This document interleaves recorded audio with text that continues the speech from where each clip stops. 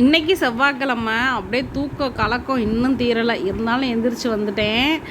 முதல் வேளை இன்றைக்கி டீ போட்டு வச்சாச்சு. முருங்கைப்பூவில் தான் இன்றைக்கி தோசை சுட போகிறேன். உண்மையிலே சூப்பராக இருந்துச்சுங்க. தேங்காய் சட்னியோட வச்சு சாப்பிட்றதுக்கு. சாம்பார் ரொம்ப நாளாக தம்பி கேட்டாங்க, எனக்கு லஞ்ச் பாக்ஸ் செஞ்சு கொடுங்க. என்னடா ஒரு அதிசயம் அப்படின்ட்டு மதியானத்துக்கு எங்களுக்கு சேர்த்தே ஒரே தான் முருங்கைக்காய் சாம்பார் கமன்னு வச்சாச்சு. முட்டையை ஸ்க்ராம்பிள் பண்ணி தம்பிக்கு வச்சு விட்டேன். ஹஸ்பண்டுக்கு ஓவர் நைட் சோக் பண்ண டேட்ஸ் வாட்டர் தான் இன்றைக்கி கொடுத்தேன் மார்னிங் சாப்பிட்றதுக்கு. அடுத்து பார்த்திங்கன்னா தோசை அவங்க சுட்டு கொடுத்துட்டு எல்லா வேலையும் முடிச்சாச்சு.